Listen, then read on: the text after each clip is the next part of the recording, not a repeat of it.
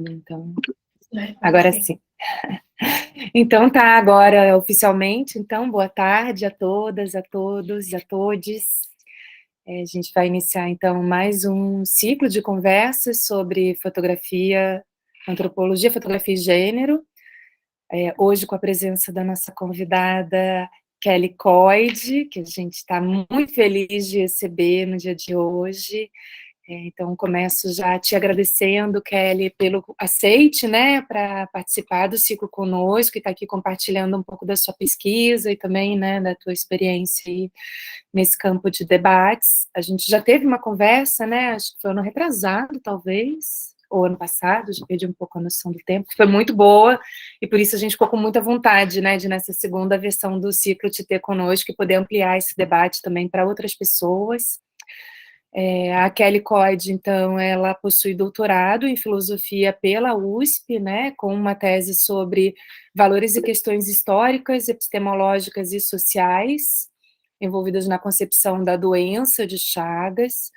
Ela também realizou um estágio de doutorado sanduíche na Université Claude Bernard Lyon, onde foi integrante do Laboratoire Sciences, Société, Historicité, Éducation Pratique, e também foi membro dos grupos interdisciplinares de pesquisa, transformação de la santé et du corps e sciences humaines et santé, dessa universidade, em parceria com a École Normale Supérieure de Lyon, na França. Atualmente, ela faz estágio de pós-doutorado na USP, sob supervisão, eu acho que agora é com a Silvia, né? Que a gente está com uma informação um pouco que não está atualizada aqui, não sei se elas tiraram do teu Lattes, que diz que você fez estágio de pós-doutorado em filosofia, sob a supervisão do Pablo Mariconda, a respeito do papel das representações fotográficas da doença na medicina tropical. Esse foi um pós-doutorado anterior ao atual que você está desenvolvendo com a Silvia Caiubi Novaes, no LISA da USP, sobre justamente a Maureen Basiliato, né? Eu acho que se tiver alguma outra informação que acabou ficando de fora dessa apresentação que tu queiras também complementar, tu ficas à vontade, né? E te passo a palavra já para que a gente possa te escutar. Bom, queria, na verdade, agradecer também o convite aí seu, né, Fabienne, do grupo, do Na Visual. Eu estou super feliz de estar aqui compartilhando com vocês uma parte da minha pesquisa. Esse pós-doutorado eu fiz na filosofia com Pablo Mariconda, mas aí desde 2019 eu estou fazendo um outro pós-doc com a Silvia Caiubi. Talvez a única coisa que eu gostaria de dizer também, porque o financiamento é importante, mas por outras questões também, mas eu recebo um financiamento da FAPESP para fazer esse pós-doutorado, que vai se encerrar em janeiro de 2023. Né, nesse momento de tantos cortes e tantas ameaças, acho que é importante a gente também reconhecer, né, e frisar a importância do financiamento para fazer a pesquisa. Mas, então, quero agradecer a presença de todas e todes, nessa tarde, para a gente conversar. Eu preparei uma apresentação mais sobre a Maureen Basiliato, mas a minha pesquisa também é sobre o trabalho e a trajetória da Cláudia Andujar e alguns cruzamentos entre elas, mas hoje eu escolhi falar mais sobre a Maureen, que é a fotógrafa com quem eu tenho mantido um contato mais próximo, especialmente depois que as medidas de isolamento social foram, né, enfim, deram uma melhorada aí, então eu já estava em contato com ela antes da pandemia, e desde mais ou menos março, abril desse ano, a gente retomou um contato presencial. E aí eu vou falar mais disso depois também, porque eu estou fazendo algumas filmagens com ela. Bom, mas eu acho que essa discussão sobre a Maureen e a Cláudia e outras fotógrafas ou antropólogas que trabalharam com fotografia, ela é interessante também para essas discussões se ampliarem e fazerem parte do repertório visual e histórico das pesquisas sobre a fotografia no Brasil. Então, a iniciativa do grupo de pesquisa de vocês eu acho incrível e fundamental, para a gente não ficar só centrado, né, nessa história realmente muito masculina, que ainda é, e de qualquer maneira a história da fotografia, a fotografia ela já tem quase 200 anos, mas a história da fotografia ainda é uma coisa muito recente, ainda em construção, então o grupo de vocês, eu acho que é fundamental para a gente consolidar uma história mais ampla, mais interessante, do ponto de vista do gênero e da produção no Brasil. Bom, então, eu fui integrante de um projeto mais amplo, que era intitulado Fotografias e Trajetórias, Cláudia Andujar, Lux Vidal e Maureen Biziliar, coordenado pela Silvia Caiobi Novaes e financiado pela FAPESP também. Esse projeto, ele terminou no começo desse ano, mas o meu pós-doutorado, que estava associado a esse projeto, mas é independente, meu pós-doc continua aí até o começo do ano que vem, como eu já comentei rapidamente com vocês. E a trajetória da Cláudia Andujar e da Maureen Biziliar, que são as duas fotógrafas que eu pesquiso, faz parte da própria história da fotografia no Brasil. Por isso, é fundamental que as suas obras e formas de atuação sejam incluídas nas pesquisas sobre a fotografia e também sobre a antropologia visual no Brasil. Apesar de não serem antropólogas e de ambas afirmarem que seus trabalhos não possuem essa abordagem, esses materiais são importantes fontes sobre a história do nosso país, sobre a luta dos povos indígenas, sobre os hábitos de diversos povos e populações, registra as transformações da paisagem e também as mudanças nos diferentes grupos no Brasil. Bom, eu tenho trabalhado com a Maureen, sobretudo, sobre as folhas de contato dela, então, até por isso que eu escolhi esse título, que é o título da minha pesquisa, que é Contatos e Proximidades, que é um pouco esse jogo de palavras, né, entre fazer contato com as pessoas, mas também sobre as folhas de contato, essas proximidades com as populações, que também está, de uma maneira, ligada à proximidade que é necessária para olhar as folhas de contato, porque as imagens são muito pequenas, então esse jogo de palavras que está aí. E essas folhas de contato serviram como disparadores de memórias, onde, com a Maureen, a gente viu algumas marcações sobre as escolhas que ela havia feito na época em que aquelas fotografias foram editadas. Ela se lembrou de diversas histórias sobre as pessoas e os lugares que fotografou, e pudemos olhar juntas a forma como ela construiu muitas das imagens, se aproximou das pessoas e abordou diversos temas de forma poética. Pensando nesse importante arquivo da Maureen, que são suas folhas de contato, é importante lembrar que, como nos diz Etienne Saman, a questão do arquivo não é uma questão do passado, mas uma questão de futuro. A questão do futuro mesmo, a questão de uma resposta, de uma promessa e de uma responsabilidade para amanhã. Ao levarmos em consideração o fato das imagens, continua agora a citação do Etienne, o fato das imagens constituírem o lugar de um processo vivo, nunca nos mostrando um pensamento único e definitivo, mas é um pensamento que inclui, um processo, aliás, que inclui lacunas, não ditos, lembranças e até os esquecimentos nele contidos. Bom, eu comecei a filmar algumas dessas conversas a pedido da própria Maureen, que gosta que as suas conversas sejam registradas. Ela sempre... Fui várias vezes na casa dela, algumas com a Silvia, algumas sem a Silvia, e sempre ela fala, mas você não vai gravar? Você não está gravando? E às vezes eu não tinha os equipamentos, cheguei a gravar um pouco o áudio com o celular, mas ela tem uma coisa muito teatral, assim, então ela gosta, então foi a pedido dela, que eu filmei muitas vezes, eu vou mostrar no final para vocês um pouquinho também. E, bom, é interessante notar que a própria imagem é um dispositivo que dispara narrativas autobiográficas que remetem às experiências, relações e conexões que Maureen estabeleceu com seus temas e personagens. Essa narrativa é composta por suas memórias sobre pessoas, lugares e situações. Penso aqui, né, dentro do contexto também do grupo de pesquisa com a Silvia, penso na memória não como representação mimética, mas como o faz Fernanda Peixoto, como criação e mesmo invenção. Memória que, nas palavras de Fernanda Peixoto, justapõe e embaralha temporalidades, tempo perdido, tempo suspenso, tempo reencontrado, movimentos do tempo que se associam ao método compositivo do Bricoleur, forma de composição própria do pensamento selvagem e da memória que cria colando restos de lembranças.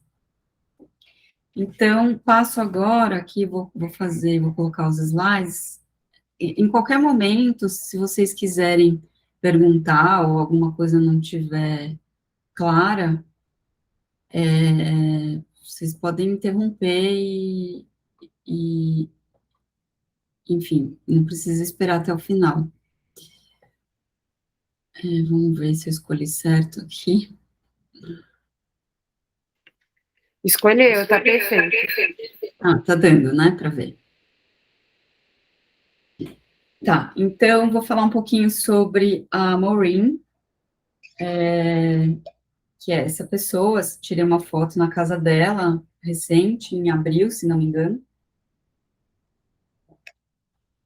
Bom, a Maureen, ela é filha de uma pintora escocesa, chamada Sheila Brannigan.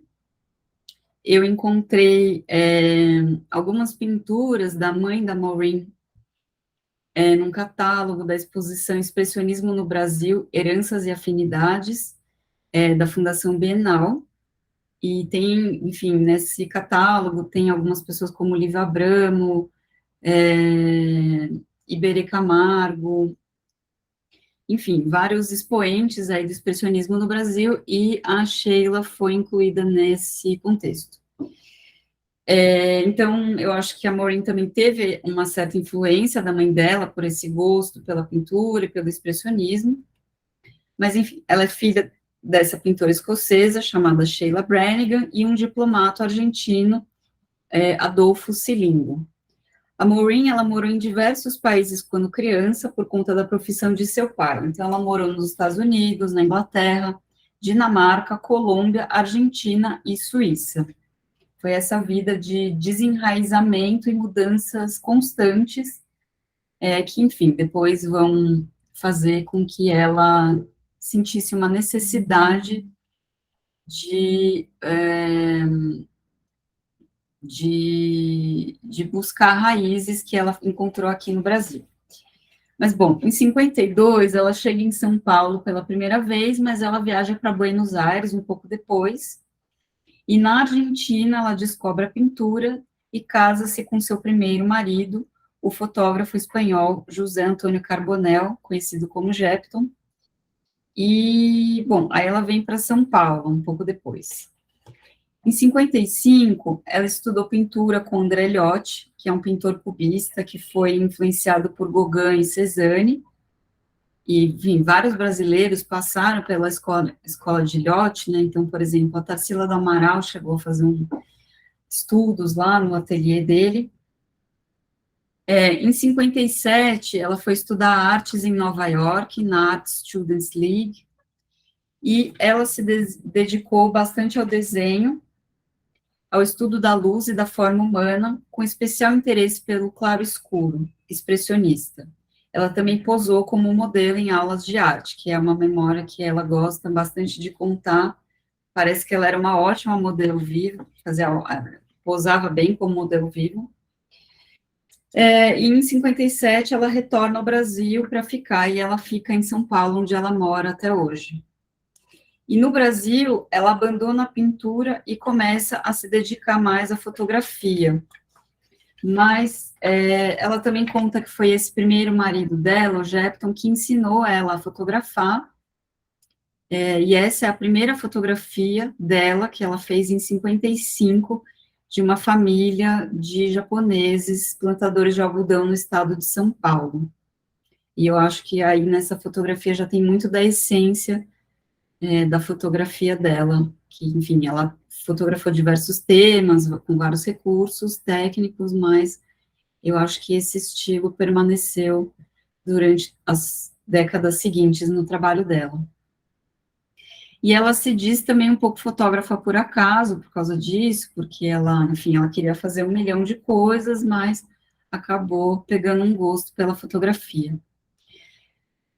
Nos anos 60, ela trabalhou como fotógrafa freelancer para a New York Times, e em 67 ela vai para a revista Realidade, da editora Abril, que havia sido recém-criada, onde ela trabalha até 72, com trabalhos de fotojornalismo.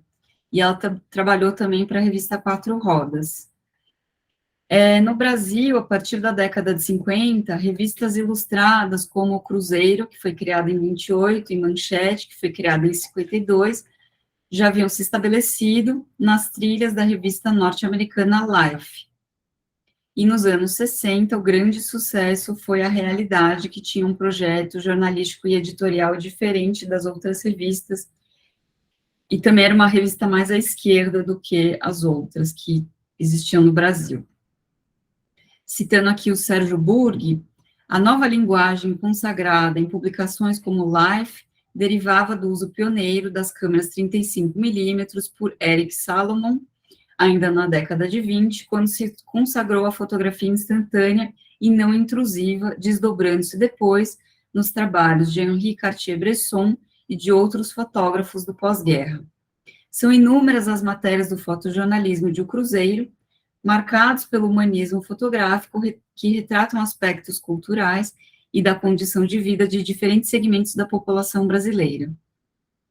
Citando novamente aqui o Sérgio Burgh, ele nos diz que a fotografia humanista é a celebração da vida e de sua diversidade por meio da lente de fotógrafos empenhados em documentar, desde fatos corriqueiros do dia a dia até grandes tragédias e questões sociais que desafiam a humanidade.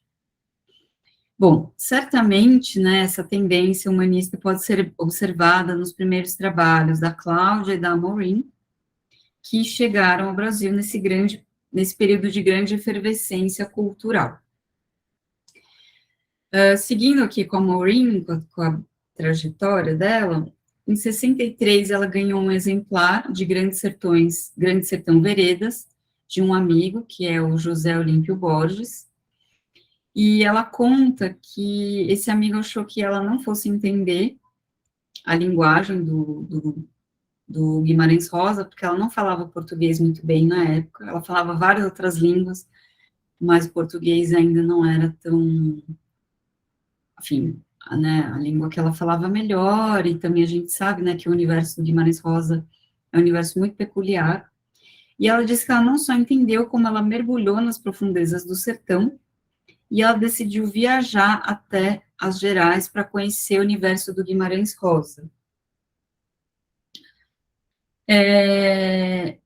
E depois de cada viagem, ela levava as fotografias para o Guimarães Rosa olhar, e atrás de cada uma, ele anotava os detalhes das pessoas que ela ia encontrando. Guimarães Rosa faleceu 2 anos antes que ela publicasse o livro, que foi intitulado A João Guimarães Rosa, que saiu apenas em 69, mas ele recebeu muitas notícias de Minas Gerais por meio das fotos da Maureen. E antes disso, em 67, ela fez o fotofilme com o mesmo título, né, A João Guimarães Rosa, com o professor da ECA, Marcelo Tassara, está disponível no YouTube, que é bem interessante também, ele usa alguns recursos para dar movimento para essas fotografias e tem uma narração também. Aqui são algumas imagens de reprodução do livro, A João Guimarães Rosa, que tem um projeto editorial bastante ousado, né, então, se a gente olhar, enfim, se a gente olha aqui, a gente vê que tem um ritmo próprio do livro, então, quer dizer, ela não coloca todas as fotos do mesmo tamanho, a diagramação, ela varia, o lugar onde está o texto também é variável, e isso vai conferindo um ritmo para o livro. não é só uma série de fotos juntadas numa publicação. E a Maureen diz que a ideia não era retratar o sertão de rosa, mas trazer a atmosfera do lugar e das pessoas. E diversos projetos que ela fez, sendo a João Guimarães Rosa e Caranguejeiras, que eu vou falar no final para vocês, foram os primeiros livros. Esses dois livros fazem essa combinação de aliar viagem, registro imagético, permanência na comunidade com ao entorno e mergulho profundo na edição. Então, tem mais algumas imagens aqui, um pouco ampliadas, só para vocês visualizarem melhor, com essa combinação em texto. A Maureen também diz que ela sente que as imagens dela, elas ficam completas só com o texto, né? Isso no caso dos vários fotolivros que ela fez. Então, enfim, aqui mais as imagens aqui um pouco maiores, né? Aqui do lado esquerdo, o Manuelzão, que ela encontrou, o próprio Manuelzão, né, do livro, Manuelzão e Miguelin, do conto, né, Manuelzão e Miguelin.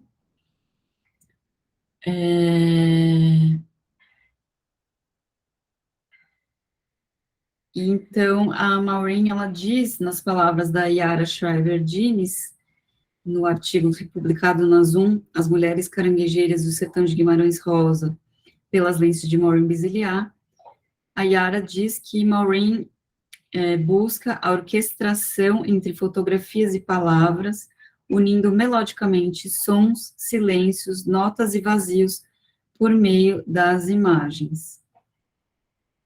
E, nesse sentido, ela realiza um exercício contínuo de aproximação e diálogo entre literatura e fotografia, o que ela chama de equivalência fotográfica. Não tradução, né, ela sempre insiste nisso, não é uma tradução do universo do Guimarães Rosa, nem uma tradução do texto em imagem, mas é uma equivalência, é um outro tipo de construção, verbal e visual. E, então, ela também diz que, nas palavras da própria Maureen, ela diz que, aprecio imagens aliadas à escrita, frases escolhidas definindo melodicamente a linha da orquestração. Em livros como os de Diane Arbus, de Nan Goldin, há essa orquestração. Ritmos, silêncios, acordes, vazios. A palavra escolhida da produção literária ou pensada do testemunho biográfico vem da fala íntima da pessoa destilada. Seria quase como escrever com a imagem e ver com a palavra. Eu acho muito interessante essa ideia, né, de escrever com a imagem e ver com a palavra. Então, eu falei, né, rapidamente desse primeiro livro, da Maureen, vou falar do livro O Cão Sem Plumas, que é sobre as caranguejeiras, mais para o final, vou explicar por que depois, mas ela produziu 6 fotolivros. Então, os outros livros, em ordem cronológica, são A Visita, com poemas de Carlos Drummond de Andrade, na verdade, é um poema do Carlos Drummond de Andrade sobre o encontro fictício entre o Mário de Andrade e o Alfonso Guimarães. E aí ela fez fotografias em macro de algumas pedras que ela encontrou em Minas. É interessante também que a Maureen, ela conta, na verdade, que ela decidiu fotografar essas pedras que ela encontrou na rua de Minas Gerais, porque era um momento em que ela estava indo para o Xingu, com os irmãos Vilas Boas, que depois, enfim, se tornou 2 publicações, né, Xingu, Detalhes de uma Cultura, e Xingu, Território Tribal, e ela fala que as cores do Xingu e toda aquela atmosfera do Xingu era muito destoante da atmosfera mineira, que tinha aquela bruma e tal, e ela chegou a fazer algumas fotos, mas ela não gostou, e ela conversou com o José Mindlin, que foi quem encomendou esse livro, e ela falou que não gostou, então ela teve essa outra ideia de fotografar essas pedras, usando o equipamento da Metal Leve, que era uma indústria do José Mindlin. O livro seguinte foi Sertões, Luz e Trevas, em 82, com trechos de Os Sertões, de Euclides da Cunha, que também, né, essa pessoa com muito jogo de cintura, era para ser com textos do Ariano Suassuna, mas ela pediu que ele escrevesse uma introdução, ele se empolgou, acabou escrevendo um texto de 100 páginas, que não dava para ser usado como introdução, então ela decidiu pegar trechos, de Os Sertões de Euclides da Cunha, para fazer essa publicação. Depois, em 95, vem o Chorinho Doce, com poemas da Adélia Prado, e ela usa algumas fotografias do Vale do Jequitinhonha, em Minas também, né, ela tem uma relação muito profunda com Minas Gerais. Esse é um livro um pouco diferente, eu acho ele, enfim, a gente pode conversar depois, mas é um livro, eu acho a diagramação dele um pouco distoante das outras publicações. E, por fim, Bahia Amada Amado, ou O Amor à Liberdade e a Liberdade no Amor, com textos de 12 livros de Jorge Amado. É um livro grande, eu tenho quase todos esses livros aqui, não todos, né, mas esse é um que eu tenho, é um livro grande, assim, ele é uma publicação deslumbrante e imponente também, porque o livro é muito grande, com um papel brilhante, e tem fotos também que ela trabalhou e retrabalhou, que são muito interessantes, e assim como a João Guimarães Rosa, esse também é um trabalho que ela fez a publicação, mas também tem um fotofilme que ela fez com o Marcelo Tassara em 99. E também tem uma versão em inglês desse livro, foi a própria Maureen que traduziu os textos do Jorge Amado, que também acho que é interessante isso. Antes, então, de falar do Cão Sem Plumas, que é uma publicação de 84, vou falar rapidamente sobre os fotolivros, né, que eu acho que é uma categoria muito específica de publicação. E, bom, nos fotolivros, as imagens, elas predominam sobre o texto, e o trabalho conjunto do fotógrafo, do designer e do editor contribui para a construção de uma narrativa visual.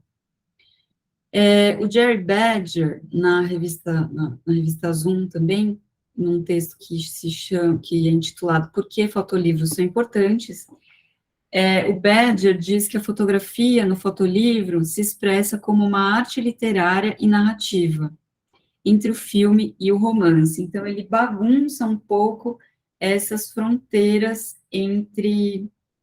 Deixa eu sair do modo apresentação um pouquinho, porque eu não consigo ver vocês, né, quando eu estou apresentando. Então, ele bagunça um pouco essas fronteiras entre isso, né, se é uma novela, se é um filme, se é um livro, se é um texto, e também, não sei se vocês já viram, mas, principalmente no Vimeo, tem várias pessoas que folheiam fotolivros, geralmente fotolivros raros, né, então, isso também dá essa sensação de mesmo um filme acontecendo, assim, passando dentro de uma proposta sequencial do fotógrafo com o editor e o designer. Desculpa, Kelly, só para ligar o outro microfone, senão dá interferência aqui. São vídeos de pessoas folhando fotolivros, né, que se disse, só para confirmar. Isso, então, tem, assim, milhares e milhares e milhares, eu acho bem interessante isso, porque, enfim, são alguns livros que é de difícil acesso, então, por exemplo, a Amazônia, da Cláudia Andujar, é um livro difícil de encontrar até em bibliotecas, para comprar é praticamente impossível, são poucos exemplares, é caríssimo, então é possível ter esse contato, ou alguns livros que são também raros e tal, então a maioria, não vou dizer a maioria, que é muito genérico, mas muitos fotolivros dá para encontrar, e aí tem a maneira como as pessoas escolhem folhear, tem às vezes mais rápido, às vezes mais devagar, às vezes as pessoas colocam uma trilha sonora. Eu já vi muitos, assim, eu gosto bastante. Bom, mas o Jerry Badger vai dizer que o fotolivro, ele existe quase desde o nascimento da própria fotografia, em 1839, porque foi inventado mais ou menos como um meio de publicação. E já por volta de 1843, pioneiros vitorianos, como a Anna Atkins, que fez um livro sobre botânica, na verdade, e cianotipias, e o Fox Talbot, começavam a colar fotografias em álbuns e livros. Então, a gente pode pensar no fotolivro como fotos ordenadas em uma sequência específica, que dizem algo mais que a mera soma das suas partes isoladas. Mas a gente também pode pensar nos fotolivros, né, como materiais que dizem sobre uma época, um lugar, um contexto, da mesma forma que os romances. Então, acho que é um material de pesquisa interessante, de modo geral, né, então, do ponto de vista da antropologia visual, pensando como formas expressivas, eu acho que é uma fonte interessante de pesquisa, porque é uma fonte documental, né, não deixa de ser sobre a nossa realidade. E, bom, os poemas e as fotografias, né, poemas pensando na Maureen, enquanto textos poéticos, e as fotografias, e por extensão os fotolivros, eles podem ser entendidos como um diário ou como um registro objetivo do que aconteceu. Somos levados para os lugares, mesmo sem nunca termos estado lá, a partir de pontos de vista muito particulares. O poeta e artista plástico paraguaio Fred Casco diz que o fotógrafo, não está falando especificamente dos fotolivros, mas da fotografia, né, mas eu acho que serve para pensar sobre a fotografia e o fotolivro, mas o Fred Casco diz que o fotógrafo toma posição, fisicamente até, para documentar um feito. É como uma metáfora. Olha através da objetiva, toma posição, e ao tomar posição, deixa de ser objetivo. Mas, toma posição a partir de uma distância, e isso é importante. Bom, também tem umas poucas coisas que eu gostaria de colocar, de um livro que é Poesia e Fotografia, está aqui, esse livro aqui, Poesia e Fotografia, Afinidades Eletivas, do Adolfo Montejo Navas. Ele tem um pequeno capítulo sobre fotolivros, e ele diz que a gente pode entender os fotolivros como um local expositivo. O que se constrói é outro campo de percepção que não tem nada a ver com o espaço da parede ou de uma sala, e sim com o quase secreto e subjetivo íntimo da leitura, como se fosse, né, pessoas tete a tete.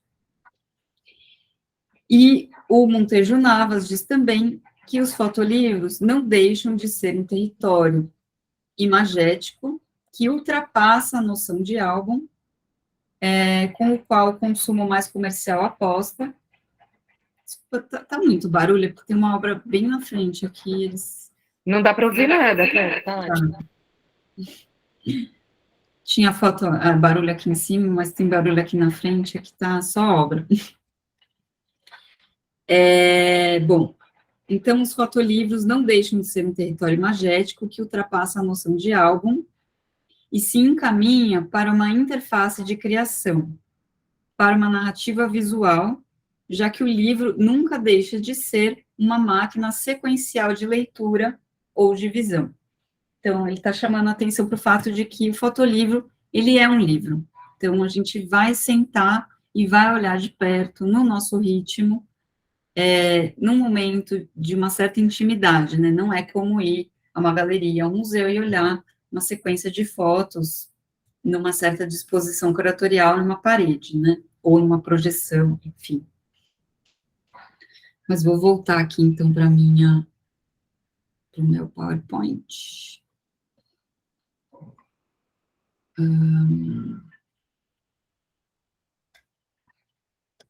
Tá certo, né?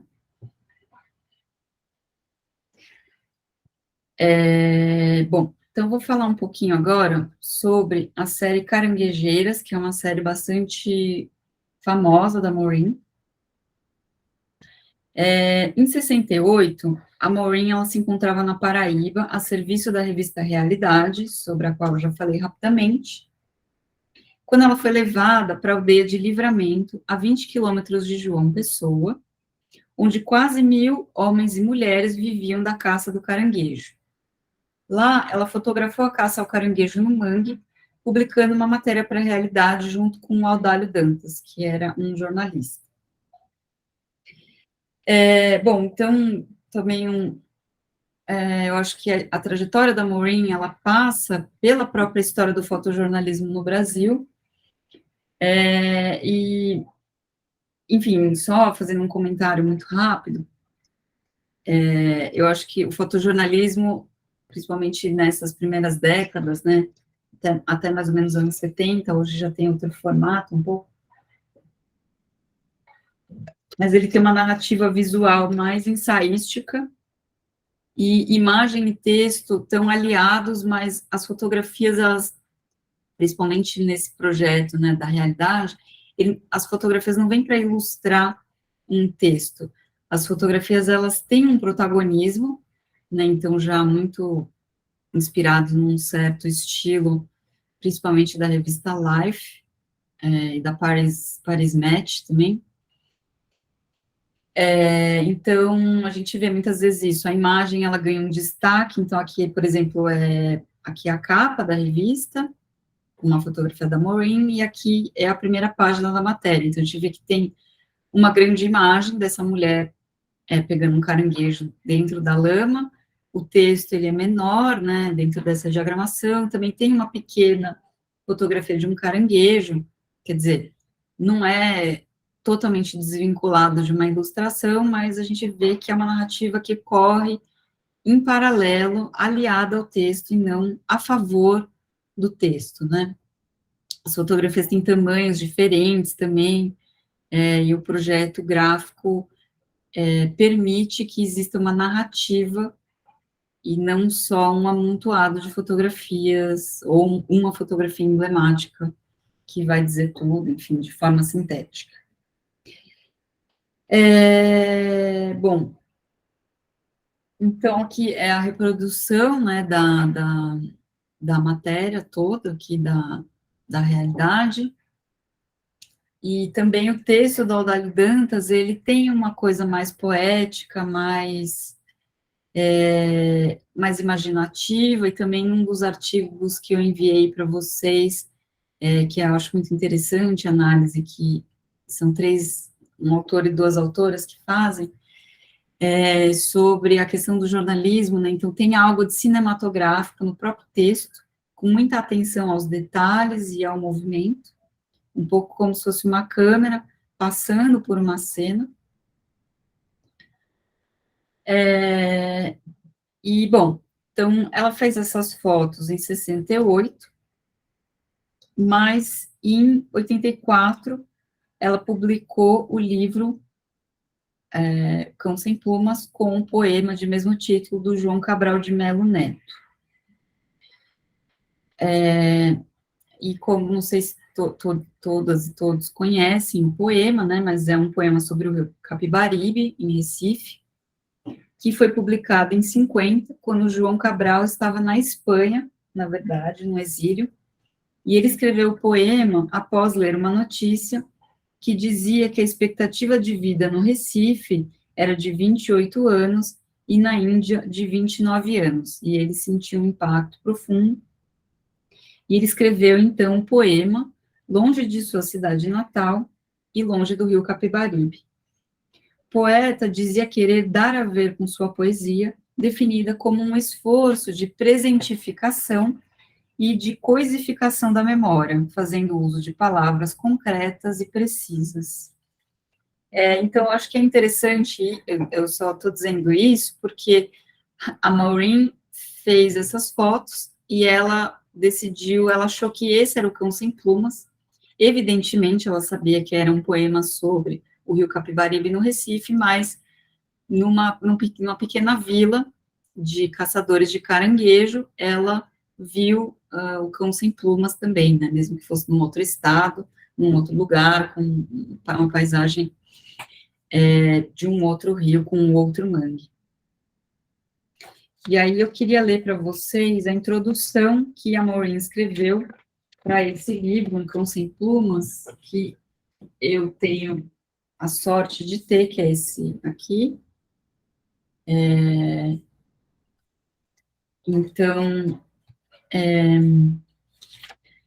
ela escreveu essa introdução, né? Como eu falei, o livro foi publicado em 84, e a Maureen diz o seguinte: foram os homens que nos levaram, Audálio Dantas e eu, para a aldeia de Livramento, no estado da Paraíba, em julho de 1968. Catadores de caranguejos saíam cedo, na primeira luz, levando suas canoas pelas águas grossas do estuário até chegar ao mangue. Moradia, esconderijo e cemitério marinho do caranguejo, emaranhado de estranhas populações de cabeças carapaças, unhas gordas e obscenas, desempenhando precipitados lances na diagonal. Arrancados pelos homens da lama, lutam no espaço, mangue pingando mangue, revoluteiam no ar.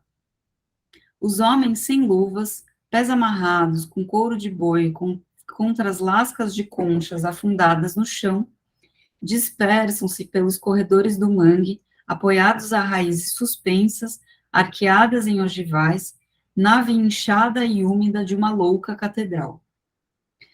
Fumaça de brasa acesa sai das canecas que os homens levam para protegê-los dos piuns, que, volatilizados em nuvem, comem a pele, ferem o corpo e perturbam o olhar. O sol aparece suavemente, retido as folhas da vegetação. O cheiro do fumo, o cachimbo, a cabaça d'água, o chapéu de palha nos devolvem ao mundo. Delivrados do mito, desaparece a visão infernal. Os espíritos se afastam. O homem descansa. Horas passam e as sombras entram pelos corredores do mangue. O mangue inteiro gargareja. A umidade e o suor correm pelos corpos, soltando-se num único vapor. Os caranguejos, amarrados a varas por fios de cipó, testemunham o trabalho feito. Os homens, colocando suas varas atravessadas nos ombros, ensaiam o regresso. Como marinheiros em terra firme, recobram o equilíbrio após longo tempo no mar. No entanto, são as mulheres os fundamentos de nossa história. Entrando em cena o sol caído, contornam o rio perto do arraial. Cestas balanceadas na cabeça, ondulam o corpo e pisam, seguras no passo, garças que passam gritando alto, periquitos em bando grasnando no ar. Corri atrás delas, mal conseguindo seguir o seu ruidoso rastro, cambaleando como um corpo sem alma, afundado até a cintura na lama, para, enfim, chegar ao templo do seu estar. Meninas, mulheres e velhas, com seus vestuários de algodão ou de chita, deselegantes e escorridos, subitamente transformadas em divindades pela lama. Faces polidas de pedra, revestidas das pregas movediças do mar. A menina de riso aberto, a beligerância da idade no olhar, e a mulher de sorriso pálido permanecem imunes ao esforço embrutecido da velha, que, intocada e ausente a seu destino, arrasta seu corpo gasto pelo chão. Ela escreveu aqui em São Paulo esse texto em outubro de 84. É um curto, né, uma curta introdução que ela faz, mas é bastante poética, né, mas ao mesmo tempo ela leva a gente para dentro enfim, desse dia que ela passou com essas mulheres enfiada na lama junto com elas. E então tem algumas imagens aqui que eu trouxe um pouco maiores, né? E aí também tentei trazer um pouco do texto, né? Porque a diagramação também nesse livro, ela, não sei se eu vou conseguir mostrar bem para vocês aqui, mas a diagramação ela também ela varia, né? Tem algumas poucas fotos coloridas, a maior parte em preto e branco, mas tem páginas em branco e o tamanho das fotos varia, então às vezes tem os trechos, então tentei trazer só um pouquinho dessa, né, qual a imagem foi com qual trecho, mas talvez por conta do tempo não vou me estender nisso, mas qualquer coisa, enfim, posso mandar os slides, enfim, né, para vocês olharem, ou talvez na gravação dá para ler os trechos, né, que também não é ela não está tentando ilustrar, mas está tentando trazer essa atmosfera e combinar texto com fotografia, que no fundo, né, eu acho que é algo que talvez tenha vindo dessa experiência dela no fotojornalismo, né, que também é uma combinação entre texto e imagem, principalmente, né, como eu comentei, dentro desse contexto editorial mais ousado, que era da realidade, que tinha algo um pouco mais poético, mais sensível às questões sociais da época, que eram pouco conhecidas nos grandes centros.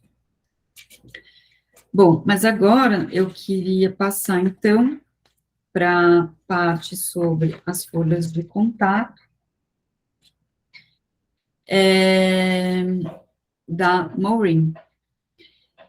E eu quero falar sobre a importância e o papel das folhas de contato, que é algo sobre que eu, enfim, queria ter começado antes a fazer com a Maureen e a Cláudia. Com a Cláudia não cheguei a fazer, por questões de disponibilidade dela, acabei não indo. A Maureen também, ela mora muito perto da minha casa, então isso facilitou um pouco o contato com ela para mim.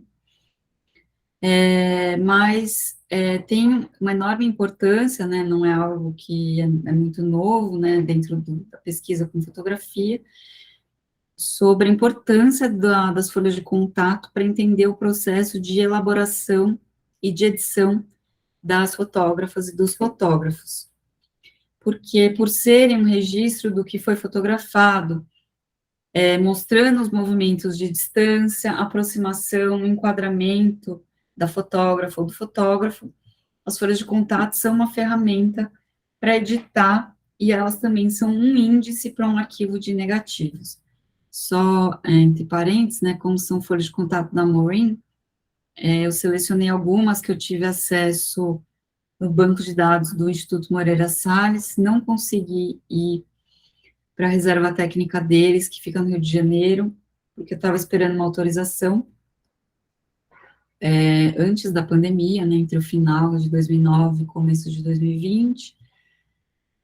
Aí eu estava trocando mensagens, a autorização não veio a tempo, aí veio isolamento social e eu acabei não indo, mas eles, enfim, eu já tinha feito uma pesquisa no banco de dados deles, aqui no Instituto Moreira Salles, na sede da Avenida Paulista, e eu tenho essas reproduções que não são em muito alta qualidade, mas essas aqui são algumas fotos que ela fez no Xingu. A gente vê, né, os irmãos Vilas Boas aqui.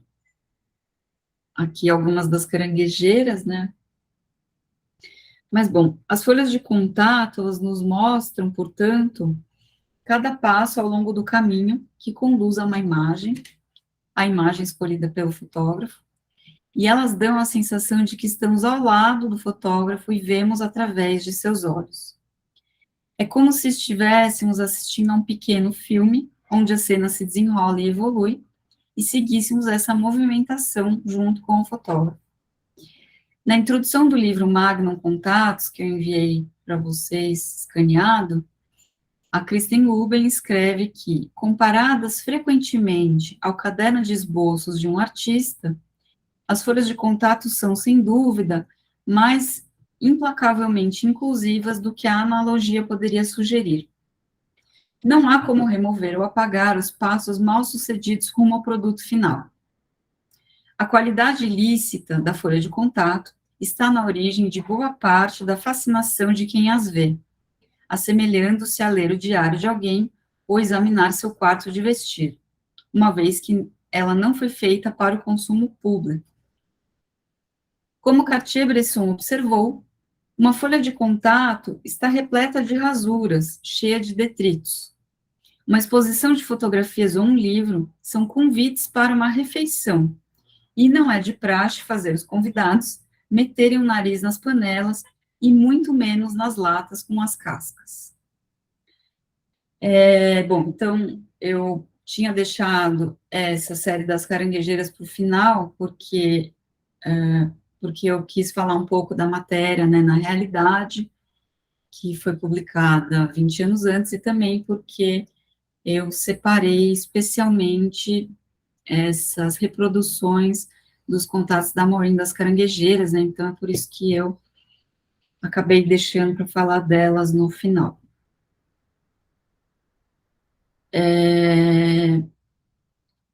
E, bom, por volta, né, no início dos anos 2000, entre 2001 e 2002 especialmente. Posso te interromper um segundinho só? Claro, sim. Tu terias como mostrar um pouco maior essas imagens, só para a gente ter uma noção, assim, do que está na folha de contato antes de seguir, ou é difícil tu ampliar elas? É que aqui, ó, tá no PowerPoint, eu não consigo ampliar aqui, mas, para ser muito sincera, como a qualidade é baixa, se aumenta muito, assim, fica muito pixelado. Tá. Tudo bem. Mas realmente a qualidade é um pouco baixa, porque era só esse banco de dados para fazer uma consulta, né? Não é uma coisa que foi digitalizada, assim, com alta definição, infelizmente. Tudo bem. Bom, aqui já é uma série na Minas, Guimarães e tal, já é uma outra temática. Mas, então, as folhas de contato, né, então, acho que talvez muitas das pessoas que estão hoje aqui, enfim, né, analógico nunca deixou de existir, mas é mais caro, tem menos laboratórios, o digital veio com tudo, né, então, não sei se também o pessoal que é mais novo tem familiaridade com fotografia analógica, até também, como eu comentei, estava em Maceió semana passada dando um mini curso, também tinha muitas pessoas mais jovens e acho que muitas pessoas não têm experiência com fotografia analógica, mas, enfim, né, não sei se tem essa necessidade de explicar também, mas só falando muito rapidamente, né, com a fotografia analógica tem o uso do filme, e aí o filme é revelado, e antes de fazer a ampliação do tamanho de uma fotografia, que o padrão é 10x15, se for filme 35, né, se fazia essas folhas de contato com essas fotos bem pequenininhas para fazer a seleção antes de ampliar, para não gastar dinheiro e ampliar todas, ou no caso de quem trabalha com fotojornalismo, que de fato não é um registro pessoal e tal, e tem interesse em ampliar poucas, as pessoas riscavam com giz de cera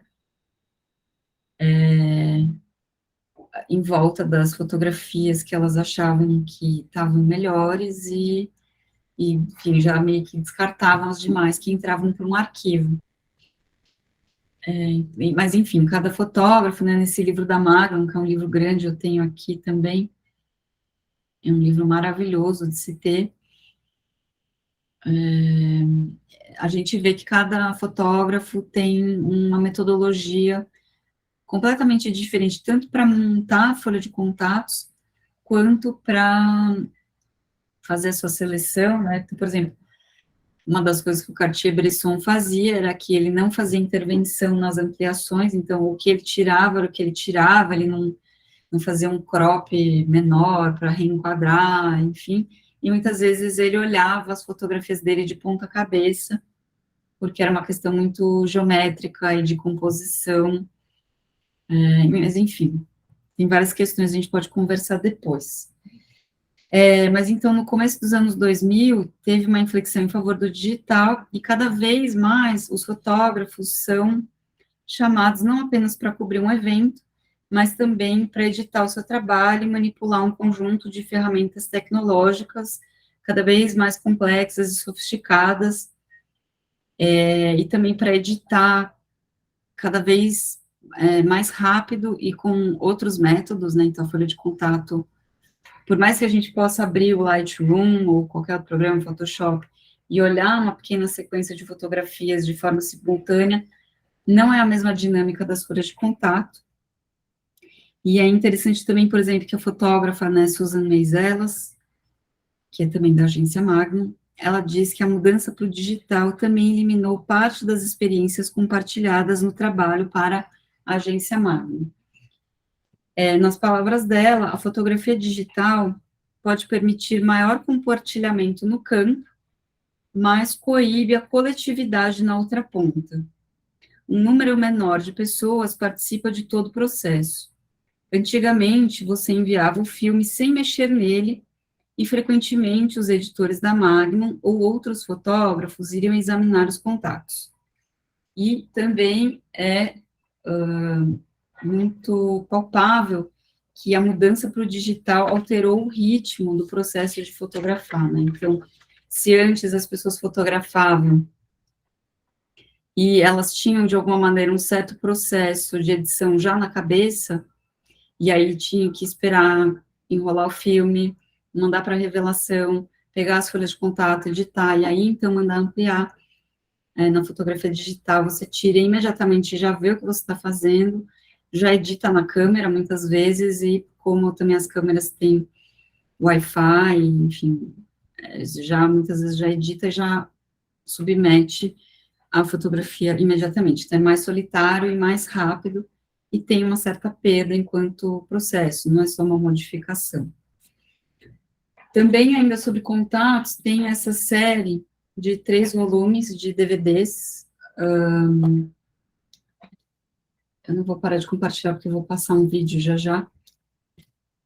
DVDs também da Magnum, foi editado pelo IMS, e aí são 3 DVDs.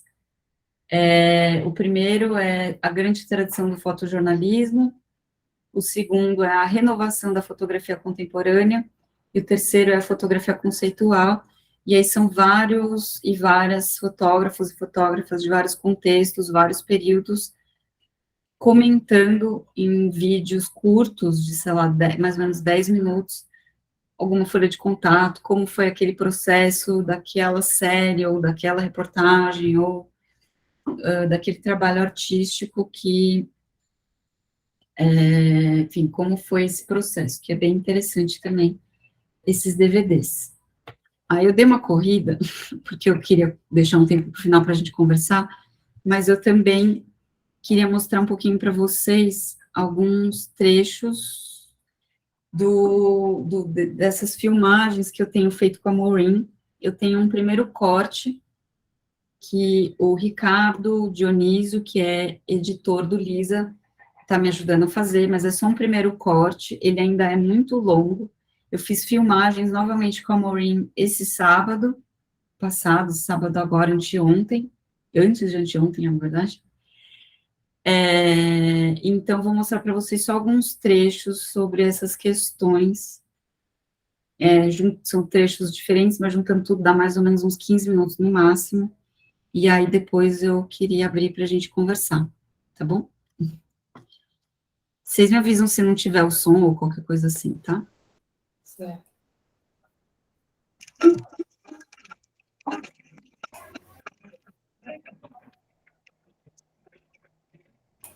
Tá travando bastante, Kelly.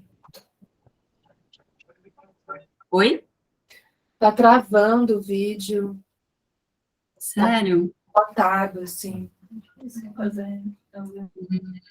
Ele tá no meu computador, ele não tá. Ele não tá online, então, teoricamente, ele deveria funcionar um pouquinho melhor. Mas eu acho que o vídeo, ele tem um delay, sabia, no Google Meet. Vou tentar de novo. Tu coloca no começo, que ele tá assim, sabe quando fica congelando? Ele tá bem Aham. botado. Não sei se tinha som já nesse começo, mas estava sem som. Tem som, tem uma pequena trilha. Não tá saindo som? Não, talvez no microfone. Não, não é no microfone. Acho que eu vou aumentar o meu aqui. Veja agora.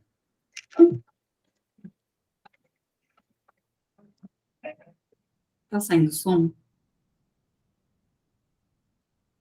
Não. Não? E o vídeo tá parado, na verdade. Agora eu parei ele um pouquinho, só para. Puxa vida, e agora? Sem som é difícil, porque daqui a pouco ela vai falar uma série de coisas. Sabe o que eu vou fazer? Eu vou compartilhar a pasta com vocês, peraí.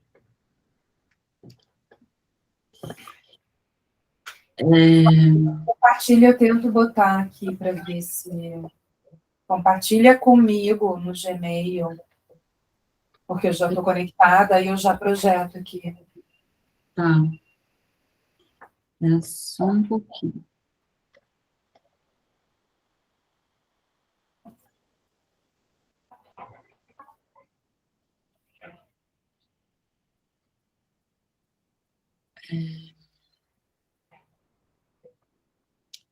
Aqui.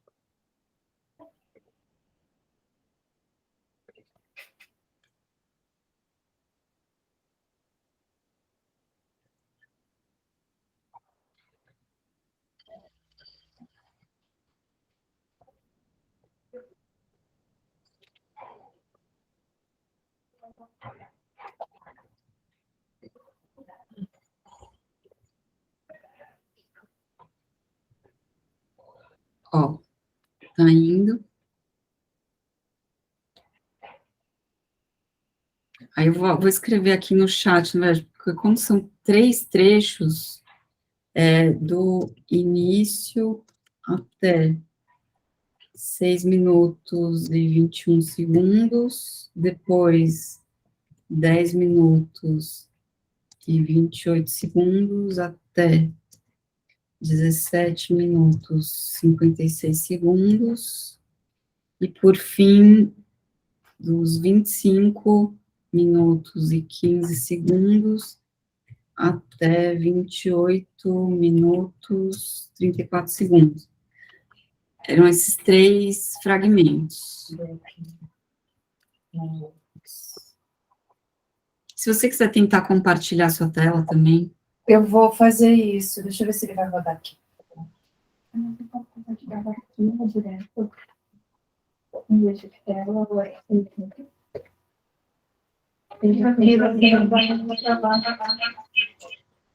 Peraí.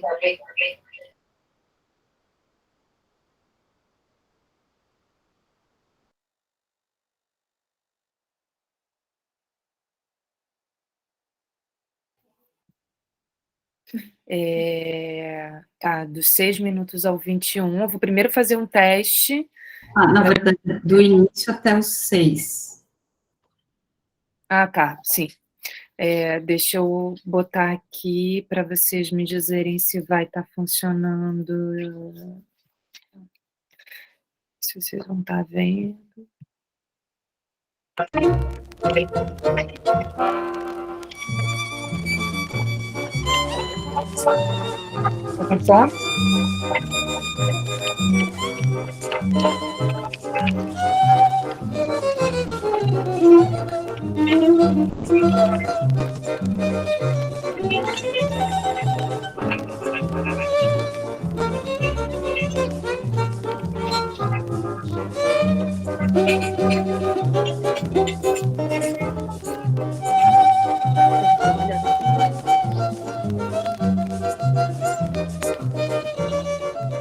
Porque eu sempre achei que que a a antropologia antropologia visual visual é é aquilo aquilo que que mostra mostra o o processo, processo, mas mas como como o o processo processo tem a ver com outra cabeça, outro conceito de tempo. E outra maneira de ver a fotografia como a espontaneidade de uma imagem única, seguida por outras imagens únicas. É diferente, é semelhante, mas é diferente, como às vezes nos perguntam, você é antropólogo? Eu digo não. Também são o mesmo tipo de diferença, porque vocês vão mão em mão com o estudo como se diria, da sociedade que está sendo retratado, contendo já em si o a ser feito, assim e assado. Porque vocês olham para trás, você pode ver. A gente não é que a gente também não é que desconsidera, mas é outro impulso. Qual impulso? Eu, O que te move? não, eu acho são outras competências.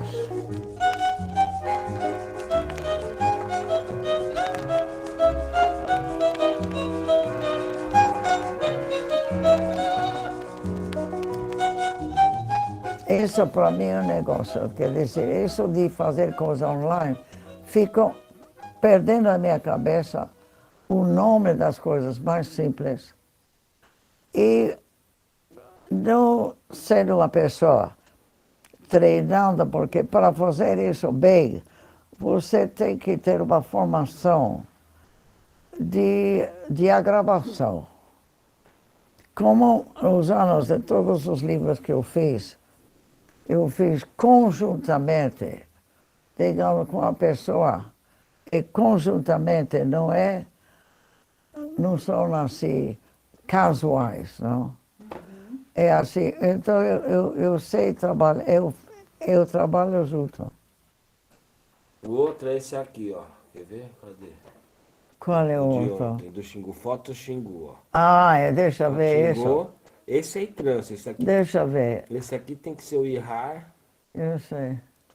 Aí você tem que fazer o download nisso aqui. Você tem que fazer assim, apertar o download.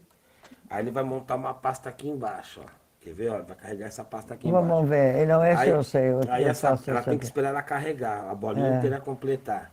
Aí você vai clicando, ela vai abrindo as fotos, tá? E, porque essas daqui estão tudo em TIFF. Ó. esse negócio que eu estou falando, que o fazer é importante, mas o fazer junto é que realmente cria o sentido do que será feito.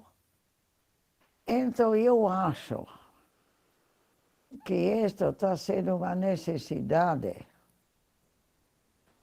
e uma espécie de contraste com isso que estou falando, do isolamento de você estar diante de um laptop útil, utilíssimo para muitas coisas, mas que você teria que saber lidar perfeitamente para não se perder no meio do caminho e fazer e levar muito tempo de achar. Eu não sei, eu vou te perguntar, eu penso que você deve saber muito disso. espero, para você. Não, porque é uma coisa de louco, não? O que você perde tempo resolvendo as confusões. Mas aí eu vou além, porque eu acho que isso vai além da gente. Mas aí você acha que as folhas de contato, elas permitem que tenha uma comunicação mais clara do que você quer fazer? Ah, mas não tem dúvida. Ele te irradia e ele te expõe diante de você mesmo e te põe diante de uma realidade.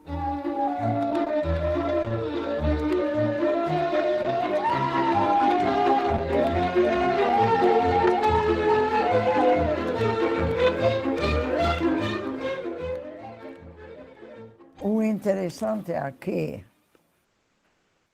são os envelopes. O que ele tem de especial? Os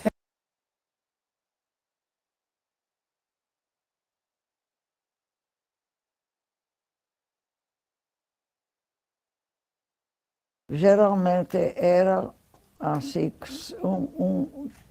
coisas que me chocaram de tal maneira, mexeram de tal maneira, me fizeram conhecer o país sobre tais maneiras, que tendo lido, he ficado envolvidíssimo no livro. Às vezes só um livro. Não mais, como por exemplo, Euclides tem 3 porque são 3 em 1, diferentes. Não? Mas o que acontece? Aí, uma coisa que eu acho significativo é que jamais levava o livro comigo na viagem. A questão não era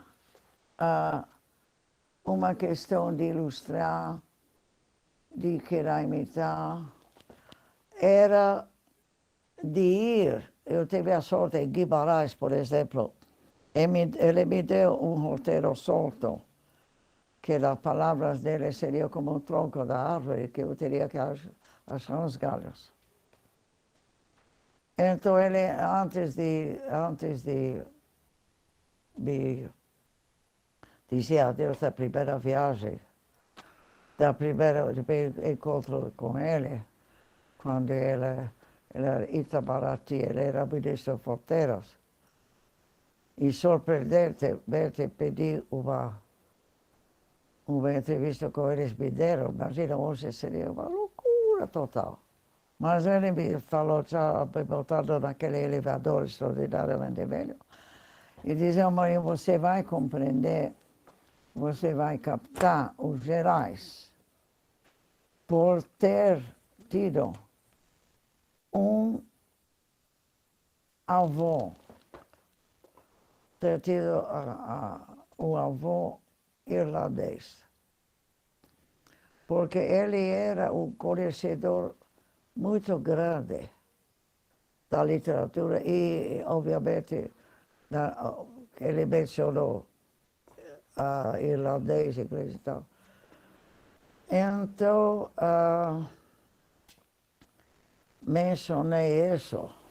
Eu acho que tem as folhas de contato aqui, ó, do Guimarães. Tem, de Guimarães tem. É esse aqui. Vou ter Eu vou que guardar olhar esse bem. aqui só para não misturar. Esse de... Talvez eu tenha um que diga mais aqui. Sertões Luís Trevas, não. Provas, Sertões Luís e Trevas. Esse aqui. Prova de livro fotografia, acho que não é essa. Esses aqui são da Bahia também, não são. Jorge Amado, deve ser porque eu pus agora. Agora não mais. Pele preta e manjar com noble índio. Eu acho que é essa pasta mesmo aqui, Maureen, que está no seu colo. Por que você... pode ser. Guimarães Gaúcho.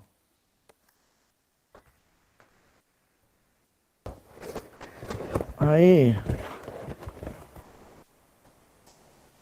a vida da gente vira em mil anotações, que pedaço de papel você não acha e se descompõe depois.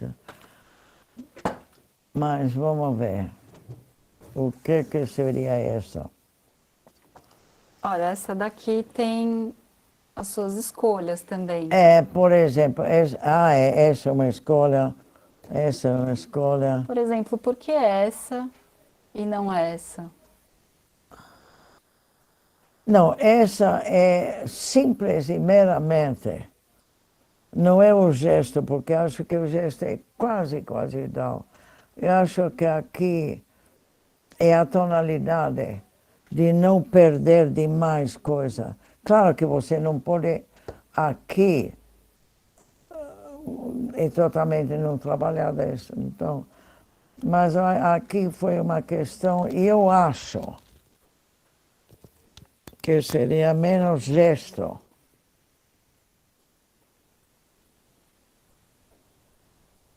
Menos gesto. Este é curioso. Você vê, este é curioso. Por exemplo, é uma coisa interessantíssima essa questão sobre isso. Por quê? Cada vez mais eu estou aqui e realmente devo ter dito 10.000 vezes as coisas. Isso nem me lembro dele. Eu me lembro de ter destacado ele porque tem um pouquinho de lápis ainda que você vê.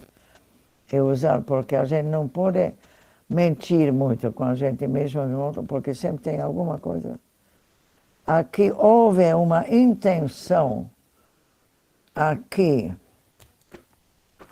e olhando nessa,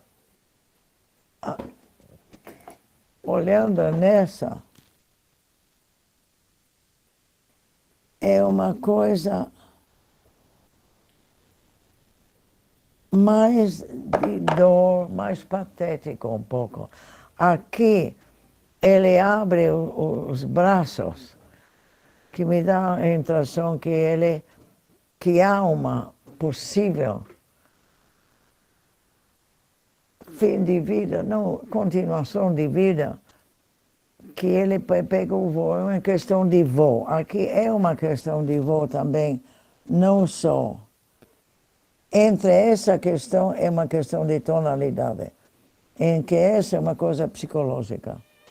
É gozada, não?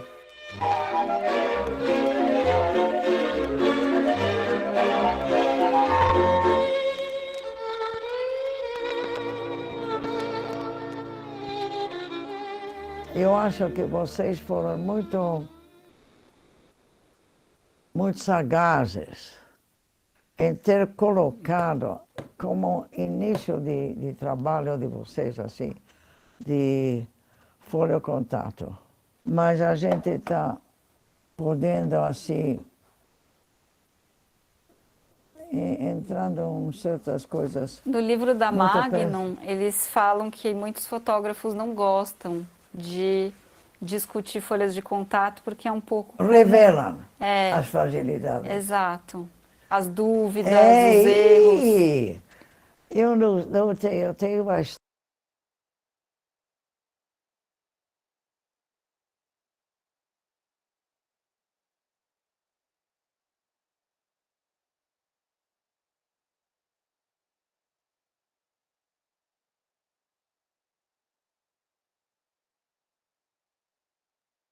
rosto, essas posição.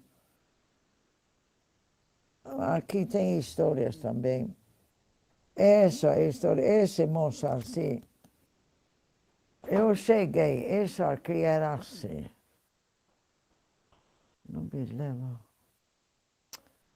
Eu não conheço esse lugar como a palma da minha mão, mas preciso me lembrar o lugar. André Quissé, você vê como?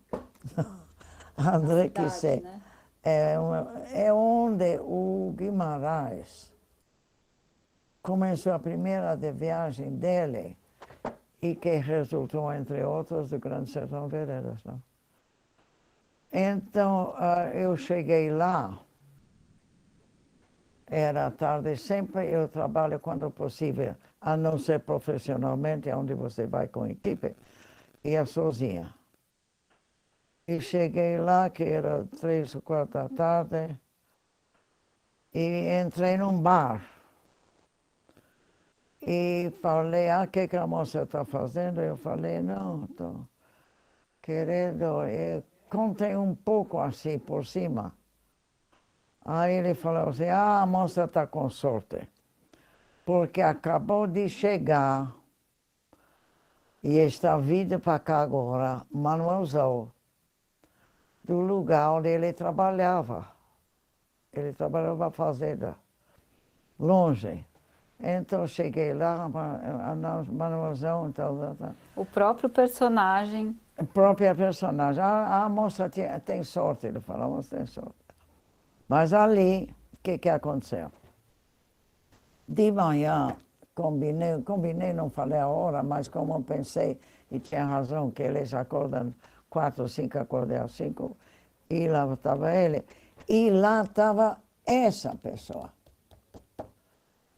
E com o Manuelzão, ele lá fotografava, nem se importava, sabe? Não. Era assim, totalmente natural. Esse, de repente, sumiu. Eu achei estranho, poucas vezes me aconteceu isso. Aí me contaram. Quando eu voltei, eu fiquei o dia inteiro lá nos Gerais, aí voltei lá à tarde. E ele estava ainda lá. Ele falou, ele ficou para aqui, porque ele pensava que a senhora, que você era da polícia. Sabe por quê? Porque ele era considerado como, chamava o cigano. Cigano naquela época era considerado sempre como pessoa que rouba gado e essas coisas.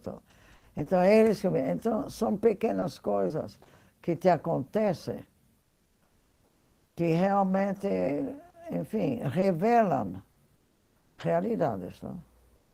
Então,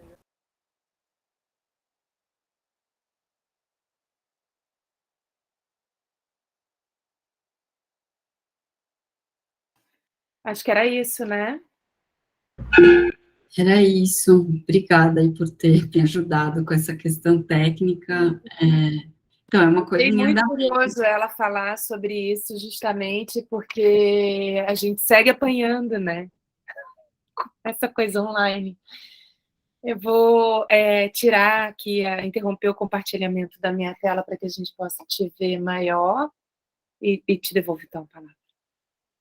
Não, na verdade era isso, eu falei, né, então, fui levando as coisas, até falar um pouco sobre as folhas de contato, aí queria mostrar em primeira mão aí para vocês esses pequenos fragmentos de uma coisa ainda em andamento, pedir também para vocês, tudo bem que vai ficar gravado isso, mas assim, não compartilharem, porque é uma coisa que não está pronta, não está, né, enfim, é uma coisa em andamento, mas eu queria trazer para discutir com vocês. Acho que é um privilégio e uma oportunidade de ouvir vocês também. Mas era isso que eu tinha para trazer, eu acho que a gente podia conversar um pouco. Tá ótimo, muito obrigada. Agora, acho que melhorou o eco, né? Muito obrigada, Kelly. Mas a gente bota no YouTube, eu não bota no YouTube isso. Ah, bota, tudo bem. Acho que é um... Ah, tá ali o som, peraí. É que agora eu fico tirando o som de lá daqui. Tu pode falar de novo? A gente não te ouviu. Não, acho que pode pôr, tudo bem. Acho que tudo bem. É só uns trechinhos e uma hora, ano que vem, vai ficar pronto. Coisa boa, coisa bem boa, assim, Vê. Obrigada, né, pela confiança e por estar mostrando para a gente trechos desse trabalho que você ainda está editando. Foi muito legal ouvir a Maureen também. E eu imagino que você está trabalhando esse depoimento dela e talvez montando com imagens e com outros recursos visuais, ou tu pensa em apresentar só o depoimento dela mesmo? A princípio, só ela falando, porque, na verdade, o acervo o acervo todo da Maureen, ele foi adquirido pelo Instituto Moreira Salles em 2003, acho, 2005, a data agora eu já não me lembro bem. E aí eu posso fazer uma solicitação de autorização de uso de algumas imagens, mas a gente sabe que esses processos eles são um pouco lentos, e aí eu não sei se eu vou ter tempo hábil de conseguir autorização para incluir na edição, porque a edição já é uma coisa super lenta, né? Assim, eu nunca fiz um filme na minha vida, e aí, um pouco por exigência, não exigência, vamos dizer, mas conversando com a Maureen, e ela gostar de que as coisas sejam registradas e filmadas, e ela sempre dá uma cobrada, mas você veio, que bom que você veio, mas você não vai gravar? Como eu falei para vocês. E aí, na verdade, também, ela não queria falar sobre as folhas de contato, a princípio, ela queria falar sobre outras coisas. E aí eu fui tentando, não, Maureen, mas eu acho que é legal, é interessante. Ela, não, é muito chato isso, não quero, não estou afim.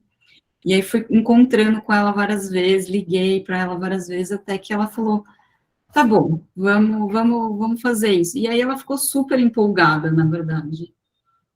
Na verdade, essa foi a segunda vez que eu gravei, né? Fui várias vezes, mas essa que vocês viram é uma edição da segunda gravação, segunda vez que eu fui gravar. Tem uma equipe também, não filmei sozinha.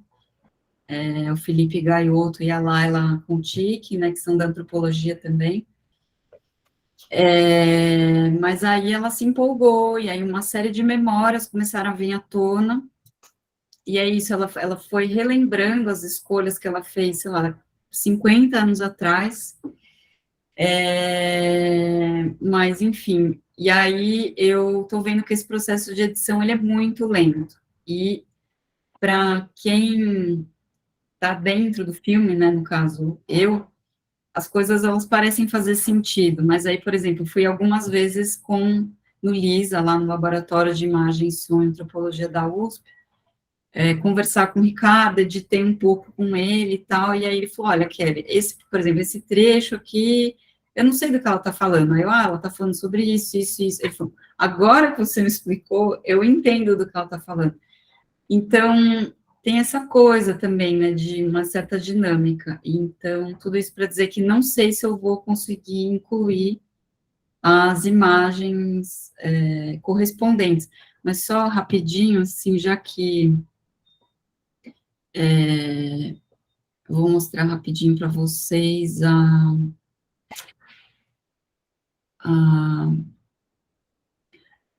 por exemplo, aquela imagem a primeira imagem da folha de contato, ele falou, essa escolha, uma é mais patética, a outra parece que ele mais está alçando o voo, é essa imagem que ela estava falando, que é esse menino na frente de um forno de carvão. Que ela fala, esse aqui eu escolhi por causa da tonalidade que ficou melhor. E aí, aquele outro tem a questão do gesto, que ela gosta mais. Uma parece que ele está triste, na outra parece que ele está voando. E a outra foto que ela fala do Manuelzão, que ela começa a lembrar de toda a história, como ela encontrou e conheceu o Manuelzão, é essa foto aqui, que tem toda uma sequência de imagens também dele. Então, seria legal ter, mas, por outro lado, é isso, eu preciso ver se eu vou ter tempo de conseguir as autorizações.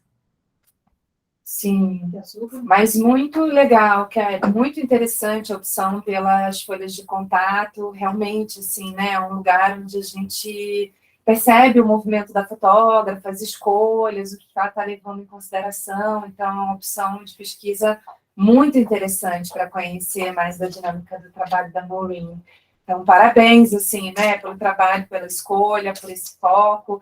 É muito legal que ela também te cobre, né, os registros e que faça essa divulgação também, né, dessas conversas e desse trabalho, muito importante para pesquisas, para além da tua também, né, como essas que a gente se interessa aqui, é um registro de uma memória e de uma conversa a partir de uma perspectiva, né, que é essa perspectiva do pensamento antropológico, de questões que nos atravessam. Então, é muito, muito, muito interessante a pesquisa que você está fazendo. Fico bem feliz de te ouvir.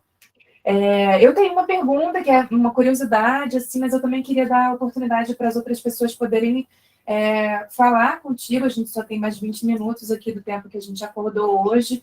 Então, eu proponho que a gente faça uma rodada, assim, de comentários e perguntas, e depois te devolver a palavra para que a gente aproveite bem o tempo, porque nós teremos chance, né, você de seguir conversando, e eu quero que as pessoas também possam dialogar contigo agora. Então, assim, a minha pergunta é uma curiosidade que fica para o final, caso tenha outras provocações para você nesse momento, que eu queria muito saber, se você tiver conversado com a Maureen sobre isso, como eram essas viagens, como ela se organizava, se preparava, com quem que ela viajava, quanto tempo ela ficava, né, como é que era esse processo dessas viagens, principalmente nesse momento da década de 60 e 70, né, que é um momento que a gente se interessa especialmente. Vou abrir, assim, a rodada, não sei se alguém aqui no núcleo quer fazer alguma pergunta, algum comentário, ou online também, eu até escrevi no chat, para se alguém quiser se inscrever, que fiquem bem à vontade. Débora? Posso começar? Ou alguém aí quer falar da mesa? Vai, toca a ficha. Vai lá. Obrigada, Kelly. Nossa, parabéns. É um trabalhão, né? Acho que desde que a gente te ouviu, avançou muito, assim, em termos de volume de trabalho, né? Porque encarar um filme não é qualquer coisa, e vai ser um longa, né? Pelo que a gente vê aí no primeiro corte. Então, bastante trabalho pela frente. Mas, assim, né, super necessário, interessante, né, acho que vai ser ótimo, assim, ter mais esse registro, né, dessas conversas. E aí, sobre isso, eu gostaria de te perguntar sobre a Maureen como um todo, né, ela, durante a pandemia, ela fez várias aparições, né, teve várias lives, então, te perguntar um pouco sobre esse processo que ela tá também de memória, enfim, de alguma forma ter um controle, né, da forma como ela está sendo lembrada, né, então, como ela está produzindo, como ela está negociando essas aparições dela, né, essas conversas que ela faz questão que sejam gravadas, e aí dentro disso, né, também saber de ti, né, a partir do momento em que, bom, você começa a gravar essas conversas, e lá pelas tantas, né, em algum momento se pensa em fazer um filme, né, não simplesmente gravar isso, né, como a Silvia até gosta de dizer, a gente grava um monte de coisa, deixa largado na gaveta, né, ninguém mais vê, mesmo esses encontros, né, como esse, conversando com a Silvia, ela nos colocou isso, né, então, também queria saber de ti, assim, o momento em que essas conversas viram filme e o impacto que isso tem nas conversas que você tem com a Maureen, né? Tipo, vou tentar evocar tal coisa porque isso vai ficar bem no filme, ou ainda falta isso aqui no filme, né? Em que momento você começa a conduzir essas conversas com ela também pensando no filme? E se você faz isso, né? Tô aqui fazendo uma afirmação, talvez não seja nada disso. E aí, outra coisa que é só uma curiosidade mesmo, é se a Maureen se ela fotografou no digital, ou se ela sempre seguiu no analógico, dentro dessa metodologia dela de ter as folhas de contato, né, de ter uma outra relação, né, com a fotografia, com a própria câmera. Um pouco isso. Obrigada. Eu perguntaria se ela não disponibiliza fotografias pessoais, por exemplo, e além disso também, eventualmente, se ela comenta de algumas cartas trocadas, seja com mães ou com outros fotógrafos, que poderiam contribuir no filme. Obrigada, Chica. Obrigada, Débora. Eu te devolvo, então, Kelly, a palavra para que tu possas reagir aí às perguntas. Obrigada aí pelas perguntas e pelo interesse de vocês. Vou tentar responder na ordem aqui. Então, Fabienne, ela não fala tanto sobre o processo das viagens dela, assim, pelo menos a gente não teve muitas essas conversas e também não surgiu muito espontaneamente, mas além de uma pessoa muito curiosa e que tem um gosto pela viagem, talvez muito marcada na infância dela, então ela sempre viajou muito, mas nesse período, né, nos anos 60, 70, acho que eu acabei não mencionando, mas é uma coisa bastante conhecida da trajetória dela. Nos anos 70, no início dos anos 70, ela teve uma galeria de arte popular, né, chamada O Bode, que era numa casa ao lado da casa onde ela mora hoje, né, hoje em dia é uma loja de decoração que ela aluga, né, o imóvel é dela, mas ela aluga e ela mora numa outra casa exatamente ao lado. Então, eu sei que muitas das viagens que ela fez foram para comprar peças e tecidos e objetos, esculturas e cerâmicas para serem expostas e comercializadas nessa galeria, né, que ela tinha com o segundo marido dela, o Jacques Biziliat, e um outro sócio, que eu agora esqueci o nome, mas que era amigo deles. Então, muitas das fotos foram feitas nesse contexto, mas ela também fez amizade, por exemplo, as fotos da Bahia, folheando o livro com ela no sábado, que foi muito sobre isso que a gente conversou, muitas das fotos não foram feitas na Bahia, as fotos foram feitas em diferentes momentos, mas ela tinha, por exemplo, muita amizade com o Jorge Amado, frequentou a casa dele, também foi amiga do Mário Cravo, então acho que ela também tinha algumas amizades e a viagem dela era assim, mas sobre essa questão dos preparativos, não sei.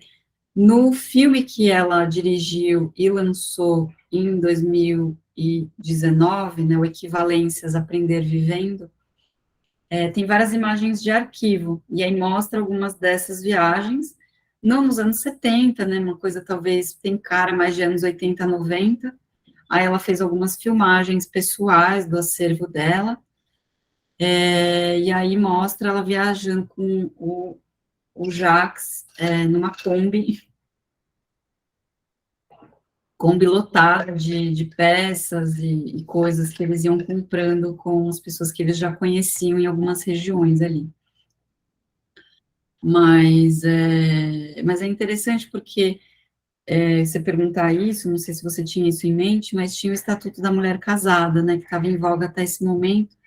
Eu tenho a impressão que ele não valia para mulheres estrangeiras, né, que as mulheres não podiam viajar desacompanhadas de um homem, e nem, ou então, sem autorização do pai, ou do marido, ou do irmão.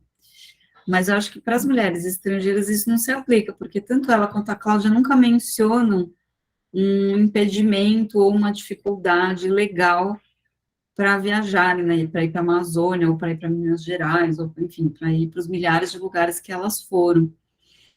Mas a Silvia, eu cheguei a perguntar isso para a Silvia, por exemplo, e ela diz que ela ia fazer campo lá no Mato Grosso, e aí ela tinha um motorista da universidade que levava ela e uma outra colega dela, e é uma viagem longa, de muitas horas, e ela falou, e o motorista ia, e elas queriam dirigir, elas sabiam dirigir, mas aí ia uma Kombi com o motorista da universidade, que era um saco.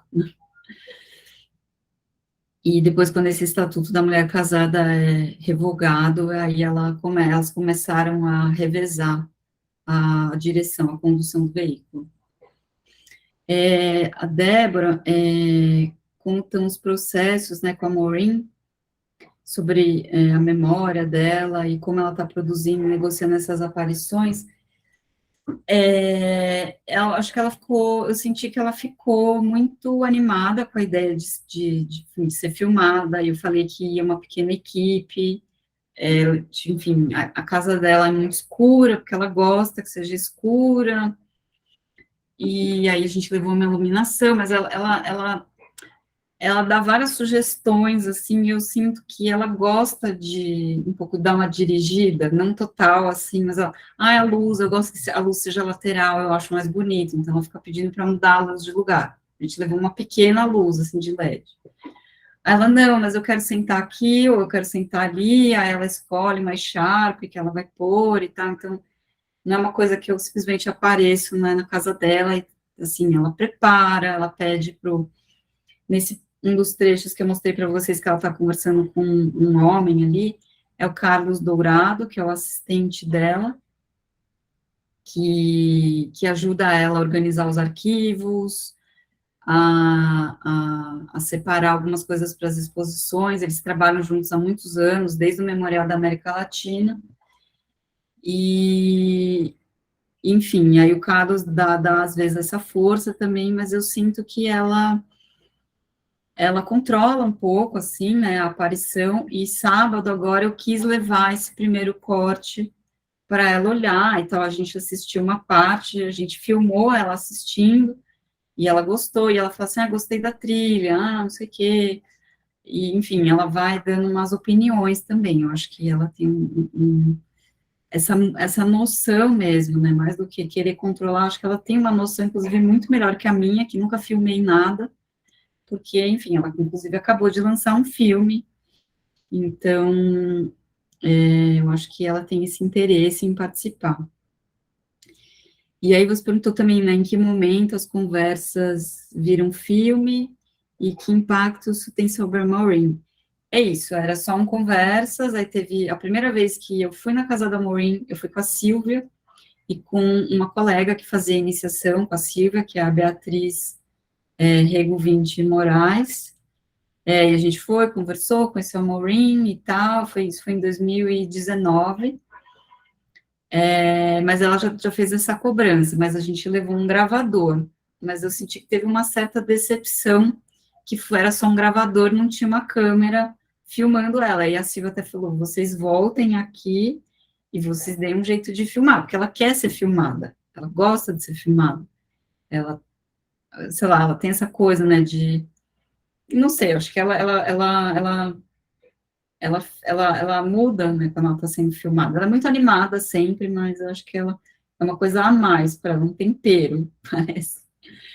E aí, é isso. Quando eu falei da folha de contato, né, como eu comentei, e ela não queria conversar sobre isso a princípio, e aí quando eu falei, não, Maureen, mas vamos...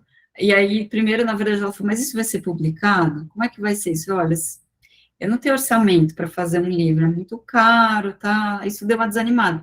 E aí, pensando e conversando com a Silvia, eu falei, será que eu proponho para ela de fazer essa loucura, de fazer um filme? A Silvia falou, por que não? Eu falei, porque eu não sei fazer. Ela falou, bom, tenta. Aí, quando eu falei, aí a Maureen falou, pode ser. Então, tá bom, ela se empolgou também.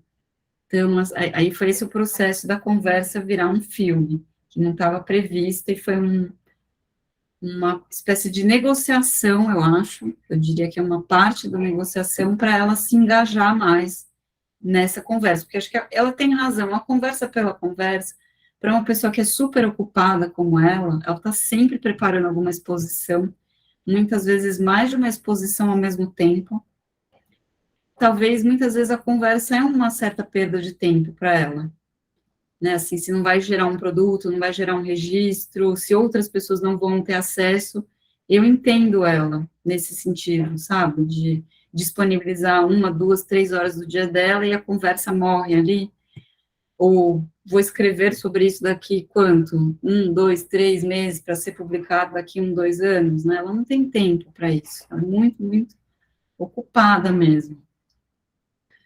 E aí, se eu conduzo as conversas pensando no filme, mais ou menos, até fui cobrada pelo Ricardo, né, o editor, ele falou assim, às vezes fala, porque isso é legal, ele fala, não é isso, isso o quê? Repete, fala, as folhas de contato são interessantes, porque ele falou, na hora de editar isso é um inferno, isso é um horror, isso só atrapalha, é difícil para quem está editando, a pessoa que vai assistir não sabe do que você está falando, então eu estou tentando entender melhor, também estou tentando dirigir um pouco mais, né, porque às vezes eu também fico não querendo interferir, não querendo cortar, com a minha equipe, que é uma equipe excelente, né, esses 2 colegas incríveis, que a Maureen, inclusive, super elogiou a filmagem deles, enfim, né, de talvez opinar um pouco mais, assumir um papel um pouco mais de coordenação mesmo, então, acho que mais ou menos penso na conversa, pensando no filme, estou me esforçando para isso. E aí, se a Maureen fotografa no digital, sempre no analógico, eu acho que ela faz algumas coisas com o celular, assim, mais improvisadas, mas até onde eu tenho conhecimento, ela não fotografou no digital, ela tem umas filmagens, desde o VHS até umas câmeras um pouco mais modernas, assim, mas eu acho que ela não chegou a trabalhar a fotografia digital, só coisas com celular, coisas mais espontâneas mesmo, e tal. E aí, quem foi que fez a última pergunta? Eu acho que eu não vi quem era. Forner. Foi a Chica que está aqui do lado. Estava sendo o microfone ligado.